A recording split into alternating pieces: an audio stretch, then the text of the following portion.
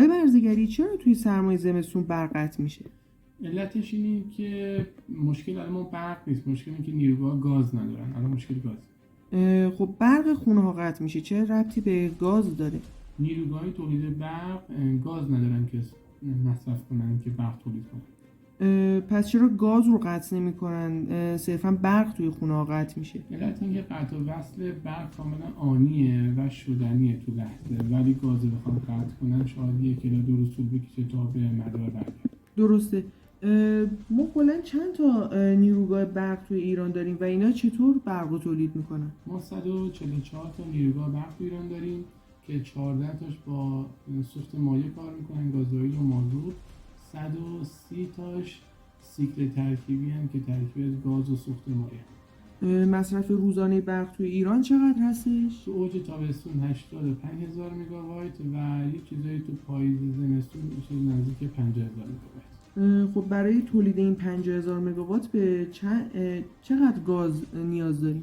برای 50,000 مگاوایت برق یه چیز نزدیک 230 میلیون متر مکعب گاز لازم داریم. در حال حاضر مصرف تولید گاز کشور 800 میلیون متر مکعبه که 650 تاشون میدیم به مصارف خانگی، میمونه 150 تا واسه نیروگاه و پالایشگاه و این حرفا. رو همین حساب ما الان 80 میلیون متر مکعب گاز کم داریم که در مجموع 10,000 مگاوایت برق کم میاد. پس چرا ما سالهای قبل این مشکل قطع برق رو نداشتیم؟ وجود یه موضوع بوده که حالا تا اونجایی که من میدونم تو سالهای قبل روال اینجوری بوده که نیروگاه ها توی تابستون میومدن گاز استفاده میکردن و ذخیره سوخت مایع رو انجام میدادن، ذخیره سازی رو. ولی تو دولت قبل به نیروگاه گاز کمتری داده شده و مجبور شدن از ذخیره های مایعشون استفاده کنن، لذا فصل پاییز زمستون رو با ذخیره کمی شروع کردن. این شایعه درسته که میگن برق رو برای کشورهای دیگه صادر میکنن، برای همینه که ما برق نداریم؟ ما صادرات برق و حتی گازمون خیلی عدد کمیه، شاید نزدیک به حدود شاید کمتر از 3 تا 5%. درسته. و این شایعه چطور که میگن استخراج بیت کوین حجم بالایی مصرف برق رو به خودش اختصاص میده؟ تولید بیت کوین مصرف برق بسیار بالایی میخواد و ماینرها یه چیز 1000 تا 1500 مگاوات برق مصرف میکنن. یه عدد میگم که بتونیم اینو تشخیص بدیم چقدر عدد بزرگیه. واسه مصرف یه بیت کوین یه چیز نزدیک به مصرف برق 30,000 خانه برق لازم داره، ولی خب آمار رسمی و واقعی وجود نداره که این همه اتفاق داره میفته یا نه.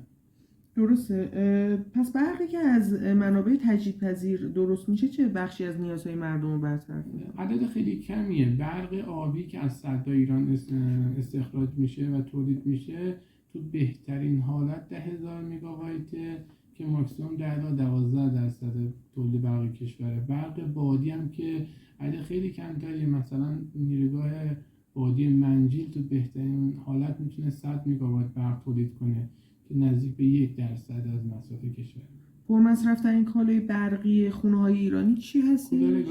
کولر گازی در اوج تابستون از 85,000 مگاوات برق ایران 25,000 مگاواتش مال کولر گازی و در مجموع کولر گازی و کولر آبی و وسایل سرمایشی یه چیز نزدیک 40,000 مگاوات برق ایران مصرف میکنه، نصف برق ایران. زمانی که هوا توی کشور سرد میشه مصرف برق چقدر افزایش پیدا میکنه؟ هر 1 درجه هوا که سردتر میشه 25 میلیون متر مکعب مصرف گاز زیاد. بزرگترین نیروگاه برق ایران کجاست؟ نیروگاه برق کاسپیان نزدیکای پاکدشت و برام.